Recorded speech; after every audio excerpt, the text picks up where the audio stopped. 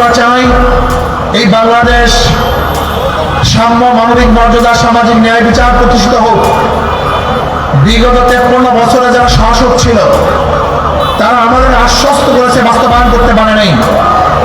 আমাদের ওয়াদা দিয়েছে, পালন করতে পারে নাই।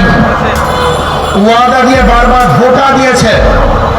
আপনারা দেখবেন ইস্তেহারের মধ্যে যেই দলগুলি ক্ষমতায় গিয়েছিল তারা ক্ষমতায় যাওয়ার আগে, নির্বাচনের আগে যতগুলি ইস্তেহার দিয়েছে সেই ইস্তেহারগুলির সমস্ত দফাগুলি তারা বাস্তবায়ন করতে পারে নাই।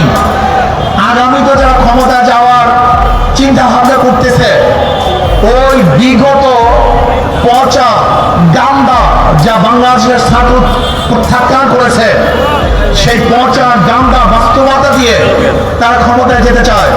কিন্তু বাংলাদেশের ছাত্র জনতা তাদের শক্তি দিয়ে তাদের সেই সমস্ত পচা আদর্শকে রুখে দেবে ইনশাআল্লাহ।